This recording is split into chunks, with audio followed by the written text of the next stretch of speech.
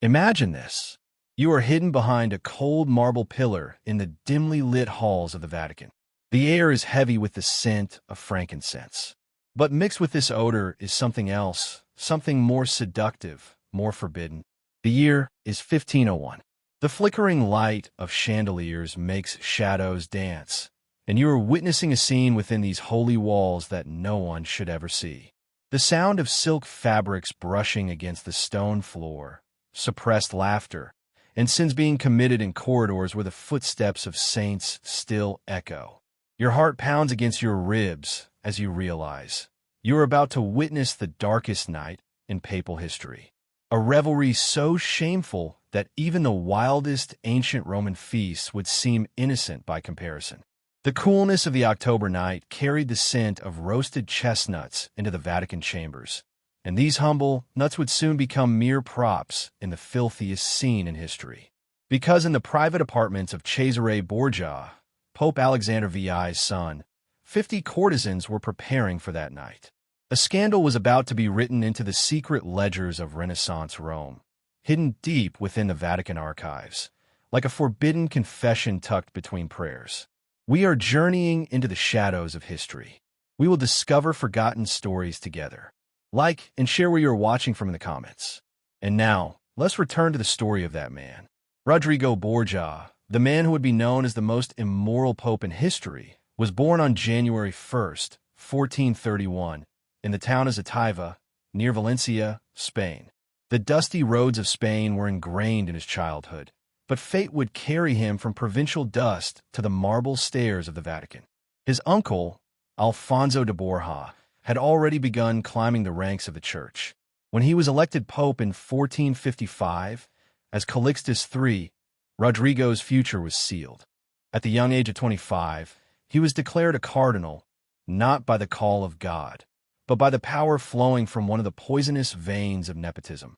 Young Rodrigo stepped into Rome with hunger in his eyes. The city was a labyrinth where holiness and sin were intertwined. By day, pilgrims prayed at gilded altars, while by night, desires were sold on the same streets, and the price of sin was measured in gold. The papal court had turned into a marketplace rather than a house of worship. Even salvation could be bought with money. Rodrigo spoke the language of this world better than anyone. He networked church revenues across Europe, growing his fortune with the patience of a spider. His life was not that of a cleric, but of a Renaissance prince, magnificent feasts, opulent palaces, and a new mistress every season. His most famous mistress was Venanza dei Catanii, a noblewoman of Rome. She was renowned for both her beauty and her skill in navigating the complex waters of Vatican politics. Between 1474 and 1482, she bore Rodrigo 4 children: Juan, Cesare, Lucrezia, and Geoffrey. All of them were pawns in their father's game of ambition. Innocence sacrificed for power. Rodrigo's life was so shameless that it shocked even Rome, which was no easy feat in a city where scandal was a daily ordinary occurrence. Pope Pius II sent him an infuriated letter in 1460, condemning his immoral conduct in Siena. But Rodrigo didn't care. To him, shame was a waste of time, because he wanted to win the throne, no matter the cost. And that day arrived. In the summer of 1492, 23 cardinals gathered in the Sistine Chapel, where Michelangelo had not yet put his brush to work. It was gold, not prayers, that spoke now. Bribes were whispered like oaths. Offices were distributed like holy bread. When the smoke finally rose, that name was proclaimed: Rodrigo Borgia, or Pope Alexander VI. The victory was the result not of sanctity, but of purchased might. And Rome celebrated with joy. They were accustomed to the splendor of the Spanish cardinal. Torches illuminated the 7 hills, and celebrations lasted until morning. No one knew at that moment that this triumph was the beginning of one of the greatest shames to be etched into church history. On August 26th, the echoes of the crowd filling St. Peter's Basilica resounded through the streets of Rome. Observers noted, no pope was ever met with such great applause. The new Pope Alexander VI promised reform in his early days, bringing order back to Rome. The city, where over 200 assassinations had occurred in the months preceding his election, regained confidence under his rule. He organized the neighborhoods, appointed judges with the authority to maintain peace, and personally heard the complaints of the public every Tuesday, dispensing justice. Observers interpreted this diligent start with the words, "God's right man is seated on the throne." But power, much like wine, reveals the essence of a person. It does not change it. Alexander's initial fervor for reform was soon overshadowed by his relentless ambition for his own children. He tirelessly sought office, power, and titles, especially for his sons Juan and Cesare. One was proclaimed the Duke of Gandia in Spain and married to the king of Spain's cousin. Cesare, at just 18, was made Archbishop of Valencia, then elevated to the rank of cardinal. But he saw his holy office as a stairway to worldly power. The Pope's residence gradually turned into a stage where the sacred and the sinful were intertwined. Nights were filled with feasts that lasted until morning, entertainments that pushed the boundaries even for the Renaissance. The Pope's mistress, Julia Farnese, known as La Bella Giulia among the Roman populace, a woman of extraordinary beauty, wandered the Vatican corridors as freely as a cardinal. Her presence was living proof of how much the clerical vows were trampled upon. In the midst of this hypocritical world, there was a cold-blooded observer, Johann Burchard. Born around 1450, this meticulous clergyman had been educated in canon law and rose to the title of Papal Master of Ceremonies. His duty required him to witness the Pope's most private moments, recording every detail. His diary, the Liber Notarum, which he kept from 1483 onwards, recounted both glorious religious ceremonies and infamous scandals with the same coolness. Burchard was neither a poet nor a gossip. He wrote with the soul of an accountant, recording the naked truth without any embellishment. Perhaps for this very reason, his writings were so real that they disturbed even the Vatican archivists. By the late 1490s, the Borgia family's reputation had begun to crumble across Europe. Alexander's eldest son, Juan, was now a source of embarrassment with his weak character and debauched life. Rumors spread about his cruelty, military failures, and endless pursuit of pleasure. Then, on the night of June 14th, 1497, Juan's lifeless body was found in the Tiber River. His throat slit, his body stabbed 9 times. Rome was shaken by the news. The Pope's grief was so profound that he neither ate nor slept for 3 days. Everyone was saying, "Divine justice has finally reached the Borgias." Alexander declared he would launch a major reform program. He vowed to end corruption, luxury, and concubinage within the church. For a while, hope truly emerged, as if his son's death was a warning sent by God. However, the Pope's sorrow, like his ambition, was short-lived. Within months, the reform documents were shelved and forgotten. He now focused all his attention on his surviving son, Cesare Borgia. One was a part of his heart, but Cesare was his sword, cold-blooded, intelligent, and ruthless. He was handsome, charismatic, and possessed a sharp intellect. Like his father, he believed not in the church, but in power and conquest. In 1498, he voluntarily relinquished his cardinal title, becoming the first person in history to do so. His goal was now worldly power. The political landscape of Italy resembled a complex chessboard, and Cesare Borgia would play that game with a skill no one could have imagined. King Louis XII of France was seeking God's permission to divorce his wife, or at least the sealed approval of the papacy. When this request reached the ears of Pope Alexander VI, he did not see it merely as a diplomatic matter. It was an opportunity to rewrite the destiny of the Borgia family.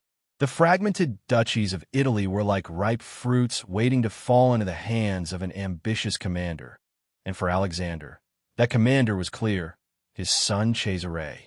In the Pope's eyes, this was not just an alliance, but the construction of a legacy, if necessary, at the cost of the blood of other Italian principalities. And indeed, Cesare Borgia did not hesitate to shed blood. Sieges, intrigues, silent assassinations. Each one laid the stones for his ascent. As he established his own kingdom in central Italy, he left behind ruined cities, silenced enemies, and a mixture of fear and admiration. Niccolò Machiavelli would draw inspiration from him years later when writing The Prince, because Cesare proved how ruthlessness and intelligence could become the perfect weapon in politics. But the price of power was, as always, money. And the papal treasury was insufficient to finance Cesare's dreams. Alexander solved this problem with his own cunning rather than God's grace. The forgiveness of sins could now be sold. Indulgences, church offices, even cardinal hats, all had become commodities. Wealthy families bought offices for their sons and salvation for themselves. The papal college expanded not with spiritual merit, but with gold. Alexander appointed 47 new cardinals. Each one funneled thousands of gold ducats into the papal coffers, and this gold went directly to Cesare's wars. Rome was no longer the city of God, but the private property of the Borgia dynasty. Alexander was the father, Cesare the heir. Lucrezia was the cruel pawn of fate. Lucrezia's marriages were woven not with love, but with strategy. Her first husband, Giovanni Sforza, was cast aside on the pretext of impotence when political interests changed. She then married Alfonso, Duke of Bisceglie. But as soon as this union contradicted Cesare's interests, Alfonso was murdered in the dead of night. The question of the killer was not even asked. Everyone already knew the answer. During these years, the Vatican resembled a theater stage more than a royal court. Alexander spent his nights with music, masked balls, and entertainments that pushed moral boundaries. Cardinals, envoys, merchants, and courtesans famed for their beauty all shared the same table, drank the same wine, and kept the same secret: silence. Because refusing the Pope's invitations could be not just an insult, but a death sentence. By 1501, the Borgia family was at the peak of its power and perhaps at the darkest point of its soul. Cesare had earned admiration from across Europe by conquering the Romagna. Alexander skillfully managed the games of kings and princes. During the Jubilee of 1500, hundreds of thousands of pilgrims flocked to Rome. Those who came to pray engulfed the city in a frenzy that was both holy and sinful. And in the midst of this intoxication of triumph, Cesare Borgia decided to host a night that would go down in history as the Chestnut Banquet, the orgies of the chestnuts, forever staining the honor of the papacy. The meaning of that night is still debated. Was it a celebration, a political game, or the inevitable explosion of the corruption that had been accumulating for years? But one thing was certain. On that night, God was silent in Rome. October 31st, 1501, the eve of All Saints' Day, the night when the line between the holy and the sinful was thinnest. On that night, the Borgia family buried the last remaining reputation of the papacy. The halls used that night comprised a magnificent wing of the Vatican Palace. The walls were adorned with frescoes by Pinturicchio. Heroes of ancient mythology stood side by side with Christian saints. This incongruous blend of sacred and mythological images became the ironic setting for the planned scandal. Neither God nor history could approve of this night. The guest list revealed the extent of the Borgia family's decadence. Cardinals, who should normally have been engaged in prayer, were in the same room as nobles who had remained silent about the papacy's dirty secrets. There were also diplomats from various European courts, some to gauge the Pope's intentions, others drawn by curiosity to observe the Borgia's limitless audacity. But the true stars of the night were the 50 courtesans specially selected by Cesare. These women were not ordinary prostitutes randomly gathered from the streets of Rome. They were elite figures who skillfully balanced the wisdom, grace, and prudence expected by men seeking power and pleasure. Each dominated the night with a mastery that both satisfied desire and maintained secrecy. Most had previous experience in the papacy's flamboyant and secretive entertainments. They knew the rules, understanding which behaviors would be rewarded and which mistakes were unforgivable. Johann Burchard, present that evening as the master of ceremonies, was an observer, not a participant. His professional duties required him to be ready for any ceremonial event that might arise, even during private entertainments. This professional necessity provided him with a first-hand opportunity to watch and record scenes that other observers might have chosen to ignore. Burchard's records, written in Latin, were penned with the cold-bloodedness of a forensic expert. They revealed the details of that evening and the moral atmosphere of Alexander's papacy. The evening began with an elegant dinner served in Cesare's private apartment. Seasonal delicacies and wines aged in Roman cellars were served, befitting the status of the guests. Conversations flowed as freely as the wine: politics, military campaigns, artistic patronage. Every topic allowed the participants to display their grace and cultural accumulation. However, shortly after the meal was cleared, the main entertainment of the evening began. 50 courtesans, dressed in silk and velvet that best highlighted their physical attributes, danced before the guests. The rhythm of the music encouraged the dancers to move closer and more intimately. According to Burchard's meticulous record, the dancing began clothed, but as the hours progressed with the wine, the garments were gradually removed, and the performances continued entirely naked. The transition was so gradual that guests could adjust their discomfort, but it was impossible for them to remain unaware of where the evening was headed. The most notable element of the evening was the chestnuts, which gave the banquet its name. Chandeliers were removed from the tables and placed on the floor, creating different areas of light and shadow in the room. Chestnuts were scattered among these light sources. The naked courtesans crawled on their hands and knees to gather them. Bodies gleaming in the candlelight transformed the venue into a magical and eerie spectacle. Burchard's account records that Pope Alexander VI watched this scene from the seat of honor, accompanied by Cesare and Lucrezia. Historians still ask, was Lucrezia a willing participant in the family's corruption or a cruel victim of fate? While sources offer varying interpretations, everyone agrees that she was present at the moral climax of the evening. The final part of the entertainment involved contests organized among the male guests. The goal was to have sexual intercourse with the most courtesans and win prizes. Silk tunics, shoes, and valuable handcrafted accessories were given as rewards. The contests were recorded by servants, turning a private human interaction into a public spectacle for papal entertainment. Burchard's meticulous record was kept in the Vatican's secret archives for centuries. In the late 19th century, Pope Leo XIII, while opening documents to researchers, was cautious about access to documents that could damage Alexander VI's reputation. This caution showed how powerful the impact of the scandal remained even centuries after the events. The morning after the Chestnut Banquet, Rome was outwardly unchanged, but its spiritual foundations were shaken, and the balance between the sacred and the profane was severely disrupted. Pilgrims continued to arrive for Mass at St. Peter's Basilica. Cardinals proceeded with their usual rituals without disruption. Meetings were held, ceremonies were organized, and the Pope himself appeared before the public as if no extraordinary event had taken place. However, the scandal of the previous night spread throughout the city from the mouths of servants, guards, and lower-ranking officials. The rumors also reached outside Rome through diplomatic correspondence of foreign envoys who were witnesses to the event or heard from reliable sources.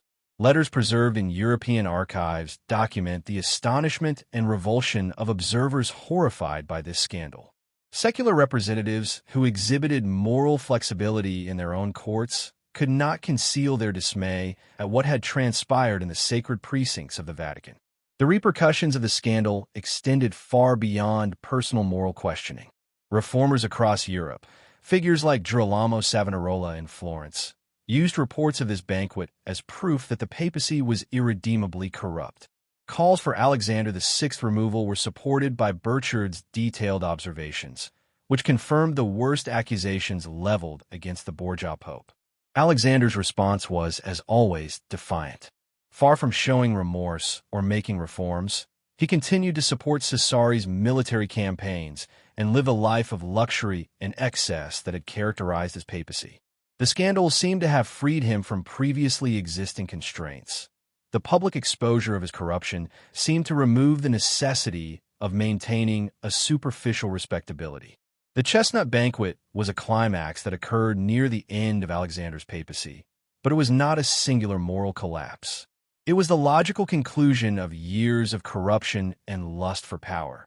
It had rendered the papal court unrecognizable to previous generations of Christians. The sacred and the sinful had become so intertwined that distinguishing between them was almost impossible. Immediately following the scandal, the Borgia family continued to gain power and influence. In Renaissance Italy, moral outrage did not sway political calculations. Cesare's military successes were praised by observers who appreciated effectiveness regardless of personal character. Machiavelli, in later analyzing Cesare's methods, separated political skill from moral virtue, suggesting that successful rulers must use any means necessary to achieve their goals. However, the success built upon these foundations was fleeting. Alexander VI died on August 18, 1503, likely from malaria, but rumors of poisoning reflected the atmosphere of suspicion and violence of his reign. His death had immediate consequences for his children. Cesare lost his political support without papal protection and died 4 years later as an ordinary mercenary in Spain. Lucrezia survived and became the Duchess of Ferrara. However, the scandals of her youth and the ill repute of her family shadowed her life. The new Pope, Julius II, refused to reside in the Borgia apartments where the Chestnut Banquet had been held. He moved to the upstairs rooms and commissioned Raphael to decorate some of the most famous frescoes in Vatican history. This move symbolized an attempt to distance the papacy from the moral decay associated with Alexander's era. While the apartments were easily renovated, the damage to papal reputation was much harder to repair. Historical assessments varied according to the moral and political climate of later periods. Catholic historians in the 19th and early 20th centuries often questioned the accuracy of Burchard's record, suggesting that such extreme behavior could not have been recorded by a reliable witness or that subsequent interventions had corrupted the text. Protestant historians, on the other hand, saw the scandal as evidence supporting their criticisms of papal authority and the Catholic claims to moral leadership. Modern historians accept the fundamental veracity of Burchard's account, but evaluate the events within the context of Renaissance Italian culture. While sexual displays and the use of courtesans in public entertainments were common among secular rulers of the time, Alexander's behavior was shocking primarily because of his position as the head of the Catholic Church. The rooms where the orgy took place were adorned by Pinturicchio with scenes from ancient mythology and Christian history. This architectural setting added a layer of historical irony to the events. Ancient gods and saints seemed to look down from the walls, watching scenes that exposed both the sacred and sinful sides of humanity. These images, shocking to both pagan and Christian conscience, highlighted the gulf between the ideal world of art and the bitter reality of human nature. The architecture of the Vatican apartments explained how such events were possible. The Borgia apartments consisted of numerous interconnected rooms, allowing for both official ceremonies and private revelry. Soundproofing between the rooms ensured that events in one room did not reach others, providing secrecy for Alexander's increasingly unrestrained behavior. The preservation of Burchard's diary in the secret archives offers clues about the Church's way of confronting its own history. Sealed for centuries, these documents were accessible only to a select group of researchers with special permission. The restriction of access, despite the known historical significance, due to the scandalous details it contained, revealed the Church's conflicted relationship with its own past. Contemporary sources other than Burchard also offered corroboration for at least some versions of the events. Diplomatic correspondence contained hints of the papacy's boundary-pushing entertainments. Although not explicit enough to provide Burchard's level of detailed description, the fact that multiple sources pointed to similar conclusions supports the fundamental historical reality of the Chestnut Banquet. The impact of the scandal was not limited to political consequences. Alexander VI's actions served as examples for Protestant reformers, proving that the papacy was irrevocably corrupt. Martin Luther's criticisms were confirmed by the moral decay at the highest level of the Church, thus strengthening opposition to papal authority. The Counter-Reformation was born, in part, as a response to such scandals, aiming to restore the papacy's credibility. The Council of Trent attempted to resolve the issues that arose during Alexander VI's era by strengthening the education of priests and clerical discipline. But reform was not limited to regulations. The Baroque splendor that enhanced ceremonies became a tool used to both restore the dignity of papal authority and prevent scandals. The spontaneous entertainments of Alexander's court were replaced by meticulously organized spectacles. Papal grandeur was emphasized, and the potential for scandal was minimized. Events like the Chestnut Banquet implied professional necessity for the participants, and either willing participation or forced conformity for the observers. The reaction of the Roman populace was complex. Despite Alexander's moral decay being widely known, pilgrims still flocked, masses continued, and the sacred system functioned. This suggests that popular Catholicism had the theological maturity to distinguish between the personal values of church officials and the validity of their religious duties. The Chestnut Banquet was not just a papal scandal, but also a symbol of the transition of Renaissance Italy from medieval Christianity to the early modern European state system. Alexander VI reflected the values of secular princes who used luxury and ostentation to display power, but his position as the spiritual leader of the Catholic Church created unsustainable contradictions. The evening of October 31st, 1501, was a turning point where the tension between the sacred and the profane reached its peak. The scandal forced subsequent popes to choose between splendor and moral reputation, a choice that shaped the fate of the Catholic Church for centuries. 5 centuries later, when we contemplate that candlelit evening in the Vatican apartments, we see the eternal struggle of humanity between holy desires and worldly passions. The chestnuts scattered on the marble floors of the papal chambers became symbols of how low human dignity can fall when power is divorced from moral constraints. The candles that illuminated that ominous evening have long since been extinguished. The participants turned to dust in Roman tombs, and the rooms now showcase priceless works of art to tourists. But Burchard's meticulous Latin record preserves those moments when the boundary between the sacred and the sinful completely collapsed. The Vicar of Christ became indistinguishable from the most debauched Roman emperor, and the chestnuts scattered on the marble floors exposed the chasm between human ambition and the divine call. In conclusion, Alexander VI's forbidden orgy is more than an individual moral collapse. It is a mirror reflecting humanity's capacity for both elevation and degradation. The same people built cathedrals that reached the heavens, created sacred artworks, but they also witnessed spectacles in papal chambers that shook the foundations of spiritual authority.